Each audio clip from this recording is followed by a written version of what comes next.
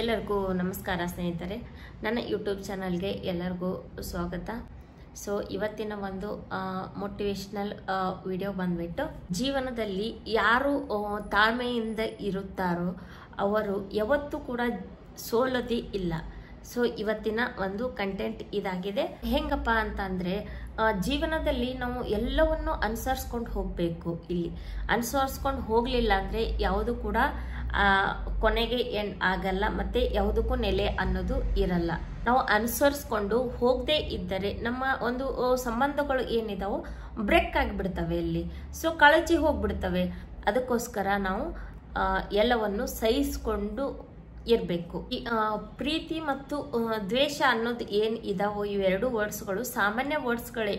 ಆದರೆ ಈ ಪ್ರೀತಿ ಮತ್ತು ದ್ವೇಷ ಅನ್ನೋ ಎರಡು ವರ್ಡ್ಸ್ಗಳು ಕೆಲವೊಂದು ಸಲ ನಮ್ಮನ್ನ ದೇವರನ್ನಾಗಿನೂ ಮಾಡಿಸ್ತವೆ.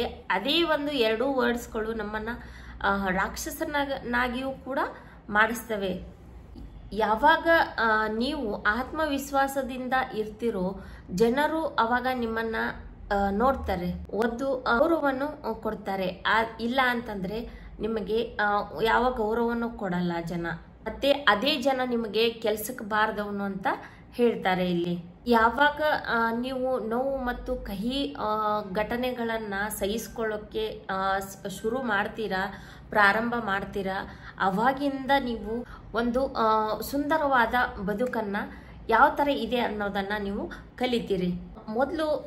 ಮೊದಲಿನ ಜನರೇಷನ್ ಯಾವ ತರ ಸಂಬಂಧಗಳು ಇದ್ದು ಅಂತಂದ್ರೆ, ಅವಾಗ ಎಲ್ಲರೂ ಒಟ್ಟೊಟ್ಟಿಗೆ ಇರೋದು, ಆಮೇಲೆ ಎಲ್ಲ ಕೂಡು ಕುಟುಂಬದವರಾಗಿರೋದು, ಈ ತರ ಎಲ್ಲ ಇರ್ತಾ ಇದ್ದು.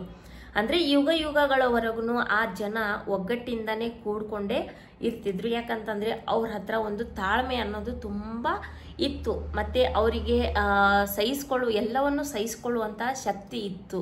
ಸೊ ಅದಕ್ಕೋಸ್ಕರ ಯುಗಗಳವರೆಗೂ ಆ ಒಂದು ಸಂಬಂಧ ಇರ್ತಾ ಇತ್ತು. ಮತ್ತೆ ಅವರು ಎಲ್ಲವನ್ನು ನಿಭಾಯಿಸ್ಕೊಂಡು ಹೋಗ್ತಾ ಇದ್ರು ಅಲ್ವಾ. ಆದ್ರೆ ಇವಾಗಿನ ಸಂಬಂಧಗಳು ಯಾವ ತರ ಇದಾವೆ ಅಂತ ಅಂದ್ರೆ, ಒಂದ್ ತಿಂಗಳು ಕೂಡ ಸರಿಯಾಗಿರಲ್ಲ.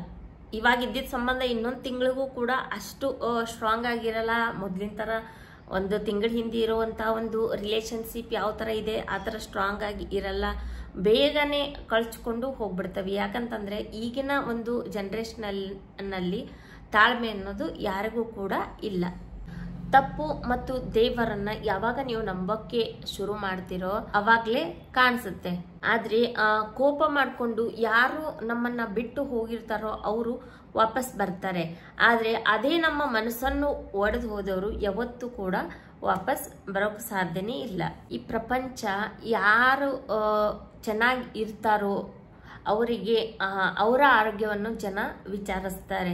ಆದ್ರೆ ಯಾರು ನಮಗೆ ಸ್ವಿಮ್ಮಿಂಗ್ ಅನ್ನ ಕಲಿಸಿರ್ತಾರೋ, ಈಜಾಡೋದನ್ನ ಕಲಿಸಿರ್ತಾರೋ ಅವರಿಗೆ ಜನ ಅದೇ ಬರೋ ಜನ ಅವರನ್ನ ಅಲ್ಲೇ ಮುಳುಗಿಸ್ಬಿಟ್ಟು ಹೋಗ್ತಾರೆ. ನಮ್ಮ ಒಂದು ಜೀವನದಲ್ಲಿ ಬಿರುಗಾಳಿಯ ಅವಶ್ಯಕತೆ ತುಂಬಾ ಇದೆ. ಯಾಕಂತಂದ್ರೆ ಆ ಬಿರುಗಾಳಿಯಲ್ಲಿ ಯಾರು ನಮ್ಮನ್ನ ಕೈ ಹಿಡಿತಾರೋ, ಯಾರು ನಮ್ಮನ್ನ ಬಿಡ್ತಾರೋ ಅನ್ನೋದು ಅವಾಗ್ಲೇ ಅರ್ಥ ಆಗೋದು. ಅಂದ್ರೆ ನಮಗೆ ತುಂಬಾ ಕಷ್ಟ ಬಂದಾಗ ಗೊತ್ತಾಗುತ್ತೆ ಯಾರು ನಮ್ಮನ್ನ ಕೈ ಹಿಡಿತಾರೆ ಅಥವಾ ಯಾರು ನಮ್ಮನ್ನ ಕೈ ಬಿಡ್ತಾರೆ, ಯಾರು ನಮ್ಮೋರು ಅಲ್ಲ ಅನ್ನೋದು ಅಲ್ಲೇ ಅರ್ಥ ಆಗುತ್ತೆ ನಮ್ಗೆ. ನಿರೀಕ್ಷೆಗಳು ನಮ್ಗೆ ಏನ್ ಮಾಡ್ತವೆ ಅಂದ್ರೆ ತುಂಬಾ ನೋವನ್ನು ಕೊಟ್ಬಿಡ್ತವೆ. ಆ ನಿರೀಕ್ಷೆಗಳು ನಮ್ಗೆ ನೋವು ಕೊಡ್ತಾ ಇದಾವೆ ಅಂತ ಅಂದ್ರೆ, ಯಾವ ರೀಸನ್ಗೆ ನೋವು ಕೊಡ್ತಾ ಇದಾವೆ ಅಂತ ಅಂದ್ರೆ ನಮಗೆ ಅಲ್ಲಿ ಹಣದ ಕೊರತೆ ಇದೆ. ಅದಕ್ಕೋಸ್ಕರ ಆ ನಿರೀಕ್ಷೆಗಳು ನಮ್ಗೆ ನೋವನ್ನು ಕೊಡ್ತಾ ಇದಾವೆ. ನಾವು ಹೆಂಗಂತಂದ್ರೆ ನಮ್ಗೆ ಎಲ್ಲಿ ಜಾಸ್ತಿ ಗೌರವ ಸಿಗುತ್ತೋ ನಾವು ಅಲ್ಲೇ ಹೋಗಕ್ಕೆ ಇಷ್ಟಪಡ್ತೀವಿ. ಆದ್ರೆ ಜನ ನಮ್ಮನ್ನ ತಪ್ಪು ತಿಳ್ಕೊತಾರೆ. ಅಯ್ಯೋ ಅವ್ನು ಚೇಂಜ್ ಆಗ್ಬಿಟ್ಟ, ಅವಳು ಚೇಂಜ್ ಆಗ್ಬಿಟ್ಲು, ನಮ್ಮ ಹತ್ರ ಬರ್ತಾ ಇಲ್ಲ, ಅವ್ರ ಹತ್ರ ಹೋಗ್ತಾ ಇದ್ದಾರೆ ಅಂತ ಹೇಳ್ಬಿಟ್ಟು ಜನ ನಮ್ಮನ್ನ ಆ ತರ ಅರ್ಥ ಮಾಡ್ಕೋತಾರೆ. ಆದ್ರೆ ಅವರಿಗೆ ಗೊತ್ತಿಲ್ವಲ್ಲ ನಮ್ಗೆ ಎಲ್ಲಿ ರೆಸ್ಪೆಕ್ಟ್ ಸಿಗುತ್ತೋ, ಎಲ್ಲಿ ನಮ್ಗೆ ಒಳ್ಳೆ ಅನ್ಸುತ್ತೋ ನಾವು ಅಲ್ಲಿ ಹೋಗ್ತೀವಿ ಅಂತ ಅವರಿಗೆ ಗೊತ್ತಿಲ್ಲ. ಅವರಿಂದ ನಮ್ಗೆ ಅದು ಸಿಗ್ತಾ ಇಲ್ಲ. ಸೊ ಅದಕ್ಕೋಸ್ಕರ ನಾವು ಅಲ್ಲಿ ಹೋಗ್ತಾ ಇಲ್ಲ ಅಂತ ಅವರು ಅರ್ಥ ಮಾಡ್ಕೋಬೇಕು. ಯಾರ ದೃಷ್ಟಿಯಲ್ಲಿ ನಾವು ಏನೂ ಇಲ್ಲ ಅಂತ ಅನ್ಕೋತಾರೋ ಅವರು ಯೋಗ್ಯರೇ ಅಲ್ಲ, ಅವರು ಅಯೋಗ್ಯರು ಅಂತ ನಾವು ಅರ್ಥ ಮಾಡ್ಕೊಂಡ್ಬಿಡ್ಬೇಕು. ಜನಗಳಿಗೆ ನಮ್ಮಿಂದ ದೂರ ಹೋಗುವುದಿದ್ರೆ ಹೋಗ್ಬಿಡ್ಬೇಕು. ಅದನ್ನ ಬಿಟ್ಬಿಟ್ಟು ನಮ್ಮ ಜೊತೆ ಇರೋ ಅವಶ್ಯಕತೆ ಆದ್ರೂ ಏನಿರುತ್ತೆ, ಆಮೇಲೆ ನಮ್ಮ ಜೊತೆ ಇರೋ ಅವಶ್ಯಕತೆ ಅಂತೂ ಮೊದಲೇ ಇರೋದೇ ಇಲ್ಲ. ಸೊ ಅದು ಆಯಿತು. ಆಮೇಲೆ ಅವರಿಗೆ ಯಾವ ಒಂದು ಯೋಗ್ಯತೆ ಕೂಡ ಇರಲ್ಲ. ಅವರು ನಮ್ಮ ಮನಸ್ಸಿಗೆ ನೋವು ಕೊಟ್ಟು ಅಳಿಸೋಕ್ಕಿಂತ ಮುಂಚೆನೆ ಅವರು ತುಂಬಾ ನಮ್ಮ ಜೊತೆ ನಾಟಕಗಳನ್ನ ಮಾಡಿರ್ತಾರೆ. ಯಾಕೆ ಅಂತಂದ್ರೆ ಅವರಿಗೆ ಗೊತ್ತಾಗಿರುತ್ತೆ, ಅವರು ಅಂದ್ರೆ ಮೊದಲು ಕೂಡ ಬೇರೆದವ್ರಿಗೂ ಕೂಡ ಇದೇ ತರ ಮಾಡ್ತಾ ಇರ್ತಾರೆ. ಸೊ ಅವರಿಗೆ ಅದು ಏನೋ ಕಾಮನ್ ಆಗಿಬಿಡುತ್ತೆ, ಅದಕ್ಕೋಸ್ಕರ ಅವರು ನಮ್ಮ ಜೊತೆನೂ ಅದೇ ತರ ಮಾಡ್ತಾ ಇರ್ತಾರೆ. ಅದಕ್ಕೋಸ್ಕರ ಜೀವನದಲ್ಲಿ ಯಾವತ್ತು ನೀವು ನಿಮ್ಮ ಒಂದು ಕಿಸೆ ಯಾವತ್ತು ಫುಲ್ ಇರಬೇಕು, ಅವಾಗ ಜನ ನಿಮ್ಮ ಕಡೆ ಬರ್ತಾರೆ. ಅಂದ್ರೆ ನಿಮ್ಮ ಹತ್ರ ಇಲ್ಲ ಅಂತ ಅಲ್ಲ, ನೀವು ಅದನ್ನ ಗಟ್ಟಿಯಾಗಿ ಇಟ್ಕೋಬೇಕು. ವೇಸ್ಟ್ ಮಾಡದೆ, ಹಾಳು ಮಾಡದೆ ನೀವು ಅದನ್ನ ಇಟ್ಕೋಬೇಕು. ಜೀವನದಲ್ಲಿ ಯಾವುದೇ ಪರಿಸ್ಥಿತಿ ಬಂದರೂ ನಿಮ್ಮ ಮನೆಯವ್ರ ಜೊತೆ ಇರಿ. ಸುಖ ಬಂದರೆ ಅದು ಜಾಸ್ತಿ ಹೆಚ್ಚಾಗುತ್ತೆ, ದುಃಖ ಅಂತ ಬಂದರೆ ಅದು ಎಲ್ಲರ ಜೊತೆ ಹಂಚಿ ಹೋಗ್ಬಿಡುತ್ತೆ. ಒಂದಿಷ್ಟು ಋಣಾತ್ಮಕ ಯೋಚನೆಗಳು ಏನಿದಾವೋ ನಾನು ಅದನ್ನು ನಿಮ್ಮ ಹತ್ರ ಹೇಳ್ಕೊಡ್ತೀನಿ. ಅದನ್ನು ನೀವು ಇವತ್ತಿಗೆ ಅವುಗಳನ್ನು ಬಿಟ್ಟುಬಿಡಿ. ಮೊದಲನೇದಾಗಿ ಬಂದು ಎಲ್ಲರಿಗೂ ಖುಷಿಯನ್ನ ಪಡಿಸಿ. ಆಮೇಲೆ ಎರಡನೇದಾಗಿ ಬಂದ್ಬಿಟ್ಟು ನೀವು ಯಾರಿಂದಲೂ ಕೂಡ ಏನನ್ನು ಬಯಸೋಕ್ ಹೋಗಬೇಡಿ. ಆಮೇಲೆ ಮೂರನೇದು ಬಂದ್ಬಿಟ್ಟು ಭೂತಕಾಲದಲ್ಲಿ ಜೀವಿಸುವುದನ್ನ ಬಿಟ್ಬಿಡ್ಬೇಕು ನಾವು. ಆಮೇಲೆ ನಾಲ್ಕನೇದು ಬಂದ್ಬಿಟ್ಟು ನಾನು ಇನ್ನೊಬ್ಬರಿಗಿಂತ ಕಮ್ಮಿ ಇದೀನಿ ಅಂತ ಹೇಳ್ಬಿಟ್ಟು ಭಾವಿಸೋದನ್ನ ನಾವು ಬಿಡಬೇಕು. ಅತಿಯಾಗಿ ಯೋಚನೆ ಮಾಡುವುದನ್ನ ನಾವು ಬಿಡಬೇಕು. ಆವಾಗ್ಲೇ ನಮ್ಮ ಜೀವನ ಚೆನ್ನಾಗಿರುತ್ತೆ. ಸಾಮಾನ್ಯ ಮನುಷ್ಯ ಏನ್ ಮಾಡ್ತಾನೆ ಅಂತ ಅಂದ್ರೆ, ದೇವರಿಗೆ ನನಗೆ ಯಾವ ಸಮಸ್ಯೆಗಳನ್ನ ಕೊಡಬೇಡ ಅಂತ ಬೇಡ್ಕೋತಾನೆ. ಆದ್ರೆ ಅದೇ ಒಬ್ಬ ಮಹಾನ್ ವ್ಯಕ್ತಿ ಏನ್ ಬೇಡ್ಕೋತಾನೆ ಅಂತ ಅಂದ್ರೆ, ನನಗೆ ಎಷ್ಟೇ ಕಷ್ಟ ಬರಲಿ, ನೋವು ಬರಲಿ, ಏನೇ ಒಂದು ತೊಂದರೆಗಳು ಬಂದ್ರೂ ಕೂಡ ಆ ಒಂದು ಕಷ್ಟಗಳ ಈಸಿಯಾಗಿ ಸಾಲ್ವ್ ಆಗಲಿ ಅಂತ ಹೇಳಿ ನನಗೆ ಆ ಎಲ್ಲ ಒಂದು ಕಷ್ಟಗಳನ್ನ ಎದುರಿಸುವ ಶಕ್ತಿಯನ್ನ ಕೊಡು ಅಂತ ಹೇಳ್ಬಿಟ್ಟು ಆ ಮಹಾನ್ ವ್ಯಕ್ತಿ ಕೇಳ್ಕೊತಾರೆ. ಒಂಟಿಯಾಗಿ ಜೀವನ ಮಾಡೋಕೆ ಎಷ್ಟೋ ಜನ ಭಯ ಪಡ್ತಾ ಇರ್ತಾರೆ. ಆದ್ರೆ ಒಂಟಿಯಾಗಿ ಜೀವನ ಮಾಡಿದ್ರೆ ಅವರು ಎಷ್ಟೊಂದು ಸುಧಾರಣೆ ಆಗ್ತಾರೆ ಅಲ್ವಾ.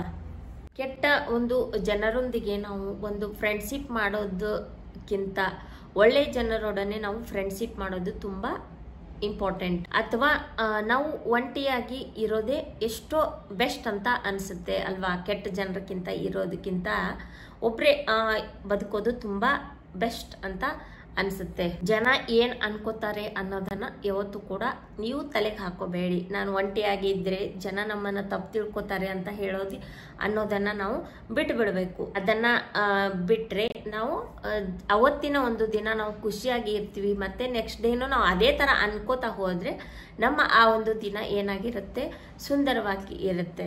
ಯಾವ ಒಂದು ಸಂಬಂಧ ನಿಮ್ಮ ಒಂದು ಸ್ವಾಭಿಮಾನವನ್ನು ಕಿತ್ತುಕೊಳ್ಳುತ್ತೋ ಅದು ನಿಜವಾದ ಸಂಬಂಧ ಅಲ್ವೇ ಅಲ್ಲ. ಅದು ಒಂದು ನಿಮ್ಗೆ ಉಸಿರುಗಟ್ಟಿಸೋ ಒಂದು ಸಂಬಂಧ ಆಗಿರುತ್ತೆ. ಅದೇ ರೀತಿ ನಿಮಗೆ ಯಾವ ಒಂದು ಪ್ರೀತಿಯಲ್ಲಿ ಗೌರವ ಇರೋದಿಲ್ಲೋ ಅದು ಪ್ರೀತಿ ಅನ್ಸ್ಕೊಳ್ಳಲ್ಲ, ಅದು ಒಂಥರ ಹಿಂಸೆ ಅನ್ಸ್ಕೊಳ್ಳುತ್ತೆ. ಪರಿಸ್ಥಿತಿಯ ಮೇಲೆ ನಿಮ್ಮ ಒಂದು ಹಿಡಿತವಿದ್ದರೆ ನಿಮ್ಮ ಮೇಲೆ ವಿಷ ಕಾರುವವರಿಂದಲೂ ಕೂಡ ನಿಮಗೆ ಯಾವ ತೊಂದರೆನೂ ಕೂಡ ಆಗಲ್ಲ, ಯಾವ ಒಂದು ಸಮಸ್ಯೆನೂ ಕೂಡ ಬರಲ್ಲ.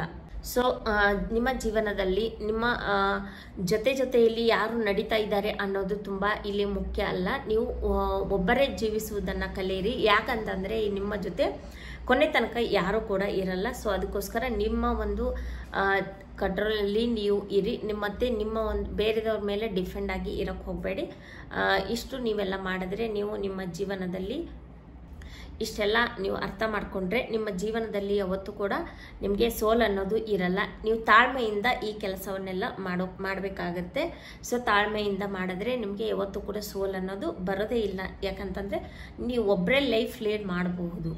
ಸೊ ಅದಕ್ಕೋಸ್ಕರ ಯಾವತ್ತೂ ಕೂಡ ನಿಮಗೆ ಪ್ರಾಬ್ಲಮ್ ಆಗಲ್ಲ. ಸೊ ನಿಮ್ಗೆ ಯಾರಿಗೆಲ್ಲ ಈ ನನ್ನ ಒಂದು ವಿಡಿಯೋ ಇಷ್ಟ ಆಗಿದೆ, ನನ್ನ ಚಾನಲ್ ಸಬ್ಸ್ಕ್ರೈಬ್ ಮಾಡ್ಕೊಂಡಿಲ್ಲ ಅಂದರೆ ದಯವಿಟ್ಟು ಸಬ್ಸ್ಕ್ರೈಬ್ ಮಾಡ್ಕೋದನ್ನು ಮರಿಬೇಡಿ. ಹಾಗೆ ಒಂದು ಲೈಕ್ ಕೊಡೋದನ್ನು ಮರಿಬೇಡಿ. ಹಾಗೆ ಮುದ್ದಾದ ಒಂದು ಕಮೆಂಟ್ ಹಾಕೋದನ್ನು ಮರೆಯೋಕ್ಕೆ ಹೋಗಬೇಡಿ. ಇಷ್ಟು ಹೇಳಿ ವಿಡಿಯೋನ ಎಂಡ್ ಮಾಡ್ತಾ ಇದ್ದೇನೆ. ಬಾಯ್ ಬಾಯ್.